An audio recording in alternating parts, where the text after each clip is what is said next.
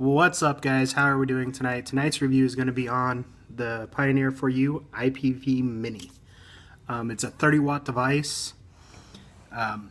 So far, since I've had it, I like it. It does have a few things that's about it, but overall, so far, it's so good. What I'm going to do is I'm going to go ahead and give you some specs on it, and we're going to take you up close with it. I'm going to do some comparing with some of the other devices, and we'll go from there. It does have a spring-loaded 510 connection down in here. Get that off, and that's what it looks like down in there.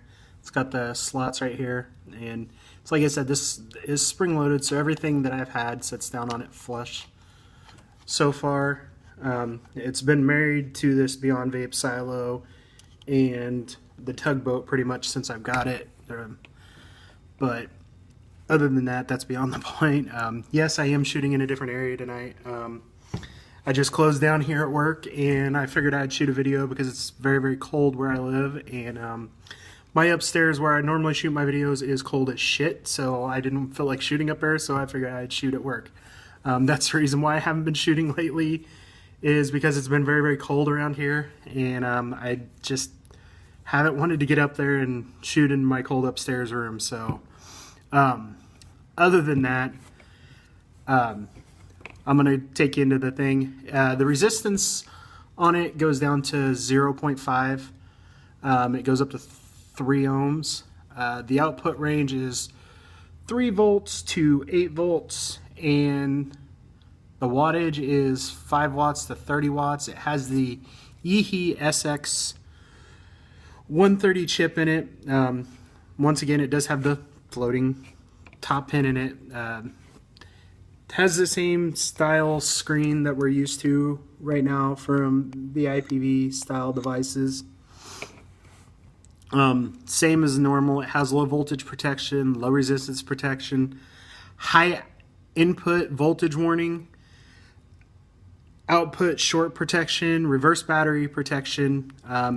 It does utilize one single 18650 that goes into this right here. It does have battery venting down here. It also has a USB charging port down here.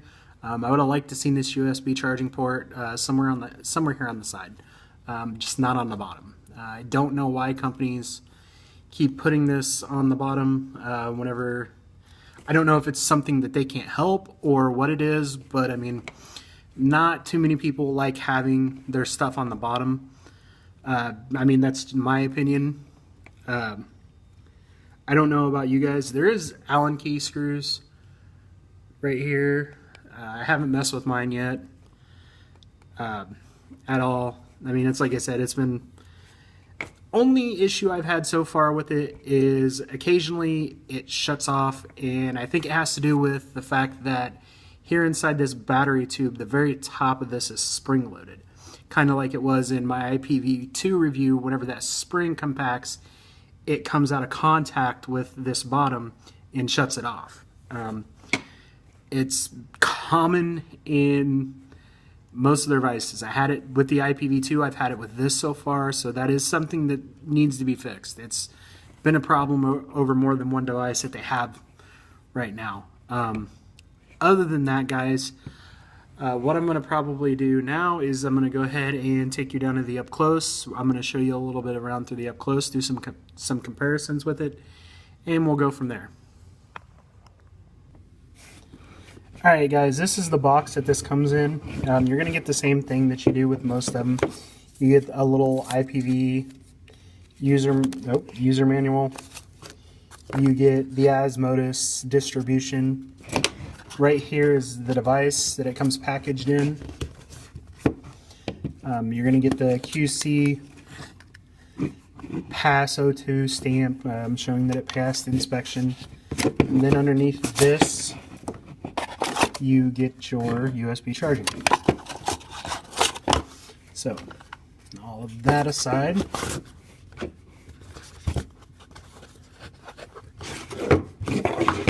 alright, here is that 510 pins down in there. It's like I said, it is floating, so you can push it down. Here are the up and down buttons.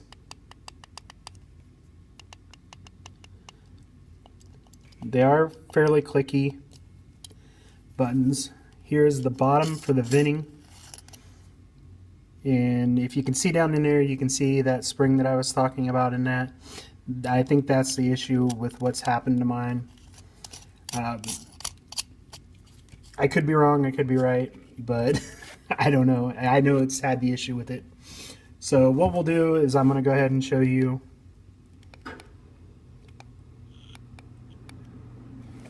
Alright, now this one right here, it does have the presets, as you can see me in here, and it's got your 5 most recent presets on it, which all of mine are low. The way to get around that is hit down, and then you can go down or up. Whenever you do put it into this mode, the mobile mode, if you hear, it constantly fires. I don't really like that a whole lot. It's kind of weird. I guess it has to do with the mobile charging, because you can charge this via mobile, but it needs an attachment to do it. I really don't like that. As far as what I can see so far, I haven't been able to find a locking feature for this yet, so I'm kind of a little bit irritated with that part of it. As you can tell, if you hold this power and the up button, it says PWM. That stands for pulse width modulation. Yeah, pulse width modulation. Which most people know by now. That's that rattlesnake effect where it's kind of jumping. If you want it just like on a normal scale, you can run it in DC to DC, which is holding down the power and the bottom, which then it'll give you that flat signal instead of that little bit of like a rattlesnake effect whenever you push it. Other than that, this can be used as a pass-through from what I've been told. So you can use it whenever you're charging it. Other than that, go ahead and give you a comparison right now. This is the iStick. So I mean, this thing ain't as mini as what they're saying it is. This is my Vapor Shark, and I mean, it's just a little bit bigger than what the Vapor Shark is right now. I mean, it's wide-wise, it's a little bit different on that end. Sorry if you can hear the train in the background. I got a train going by me. What I'm going to go ahead and do is go ahead and bring you back up into the up close, and we're going to talk about it a little bit more, and then we'll rate it. Alright, yeah, it is good to be back to shooting. I can tell I am a little bit rusty on that end of things. So far, since I've had it, I've enjoyed it, other than the few little issues I do have with it, which, I mean, can just be me. It's a good little 30-watt device. I can tell you that. With all that being said, I'm going to give it about a 7 out of a 10. It's like I said, it's a good little device, but it does have, you know, those few little nick issues on it. Other than that, guys, I have the Kanger sub tank coming up for review probably within the next day or two. I actually am going to get back to shooting upstairs because it's supposed to start to warm up here a little bit. Past almost a week, we've been dealing with a lot of sub-zero temperatures, so I've been avoiding going upstairs like the plague. Other than that, guys, I'm going to go ahead and show you how it vapes a little bit. It is, like I said, I am running it on the Beyond Vape Silo right now.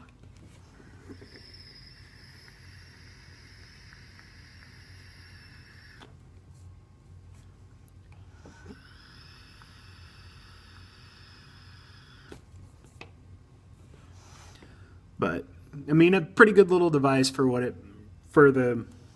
is. It's under $100, and you know, 30-watt device. Pioneer for you does a lot of stuff good. There's a few things that they could work on this. Other than that, like always, guys, have a good night and vape safe.